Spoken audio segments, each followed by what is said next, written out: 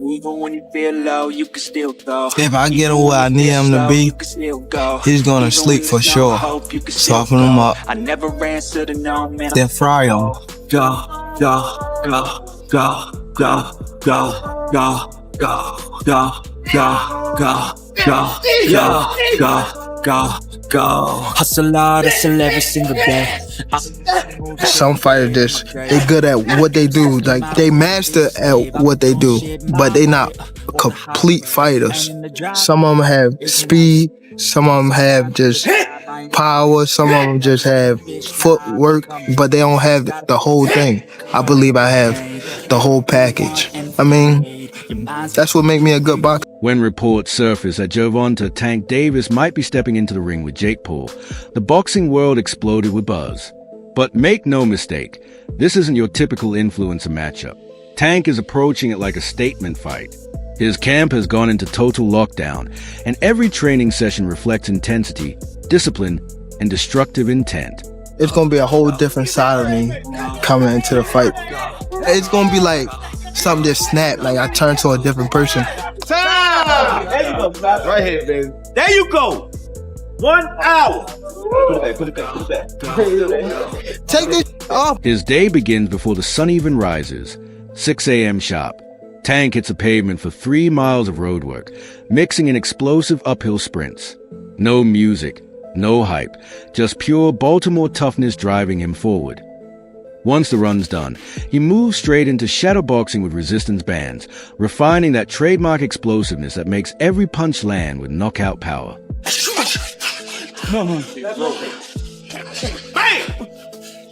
When they watch us in here working, they saying we going bang, bang, bang, bang, bang. There you go. Good. There you go. When he get in that ring, he's on a mission. Because he understands that he got to put his pants on, training wheels going. You got what you asked for. Let's get it now. By midday, Tank is locked into technical sparring, cycling through southpaws and power punches designed to mimic Jake Paul's unpredictable strength. Coach Calvin Ford throws him into what he called controlled chaos, non-stop rounds against 3 fresh opponents one after another. No pauses. No sympathy. Just relentless pressure under exhaustion, the kind of grind that creates fighters, not influencers. Nothing else. Come on, fine, but nothing else. I'm gonna touch him up. Something nice. Touch him up, something nice. Touch him up, something nice. Touch him up, something nice. What are we supposed to be? Uh-oh. Nigga, touch me. One stop.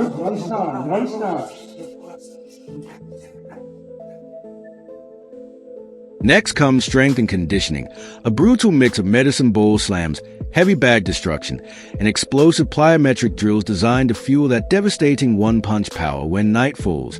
It's all about film study. Tank breaks down Jake Paul's every habit. The small mistakes, the slow resets, the telegraphed overhands that he studies his opponent with surgical precision, like a predator analyzing every weakness before the strike. 10, 9, 8, 7, power, 6, 5, power, 4, power, 3, 2, one more. Good, under here. Roll under the bed.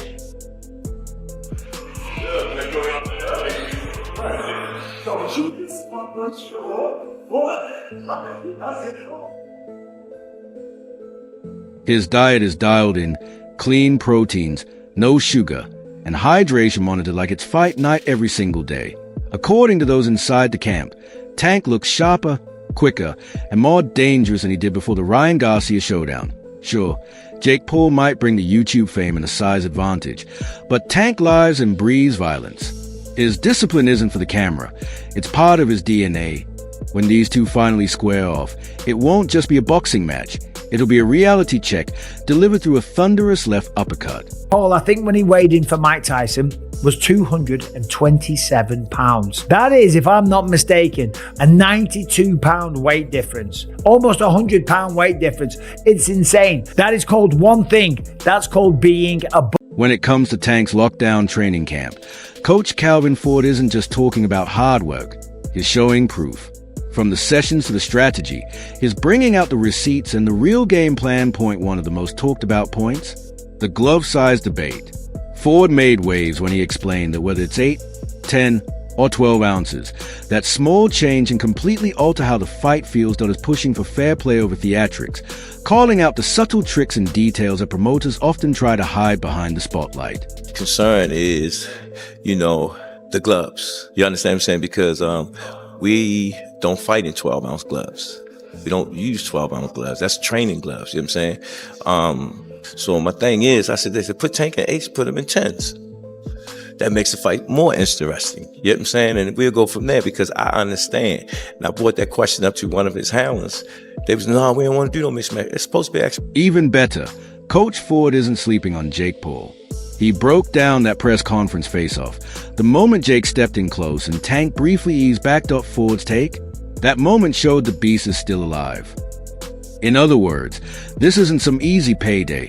It's discipline, film study, and a coach running a mission, not a media appearance. Crossed the line too close. He was like in his chest.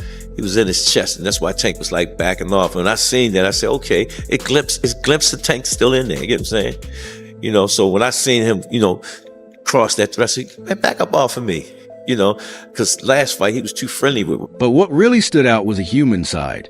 Coach Ford opened up about Tank's mindset, a calmer training camp, good music, therapy talks, and more time with family. He made one thing clear though. Calm doesn't mean soft. It means controlled and calculated. And this Jake Paul fight, it's not just another paycheck. It's Tank's message to the crossover scene, a reminder that real fighters still run this sport. Ford summed it up perfectly. Jake might bring the circus, but Tank brings the consequences. He talked about he had you on a hit list before this fight even happened. So his mental is on you. And he said it in the interview. How you think about something, make it come out, and look where we at now. It's about to happen. So you have to take it. When the conversation shifted to the hype around YouTube boxing, Coach Ford didn't bite his tongue. He said, this isn't influencer versus boxer. It's predator versus performer. That mix of tactical insight, mental prep, and raw honesty, that's the real juice. You can tell Ford wanted to turn this fight from entertainment into a statement. Then, just as Ford finished preaching focus and discipline, Gervonta's longtime associate, Javillian Love, stepped in like a calm referee breaking up two pit bulls before the fence snaps. He wasn't there to hype things up. He was checking Tank in real time, basically saying, bro, maybe take a breath before you hit send on that tweet.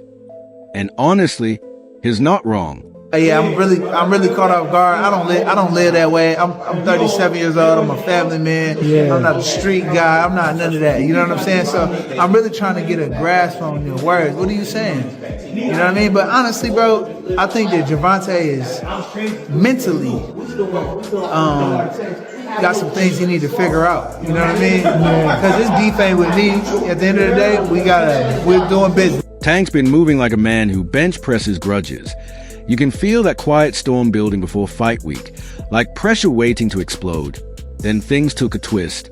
Jailion Love flipped the script and actually gave Jake Paul some credit. Yeah, the YouTuber turned fighter finally got a little respect. And to be fair, Jailion had a point out Jake's got size as his cheat code, but Tank's got built-in precision, that GPS level timing. Blink wrong, and it's lights out. When Jailion said, somebody's getting caught, it hit like a spoiler alert. It's not a question of if, it's when .at this point.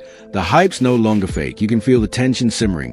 Both camps pretending to stay calm while secretly wondering one thing. How do you survive Tank's uppercut? Take the fight going. You think it's a decision, a knockout? Or? I think somebody gonna get caught. You know what I mean? I think so. I don't think it's gonna be our guy. Because they don't like each other. Yeah. I think they're gonna go out, but it's gonna be the smart man. Gervonta is obviously smart. He has one of the lowest punch outputs, but still has one of the highest knockout ratios. That says a lot.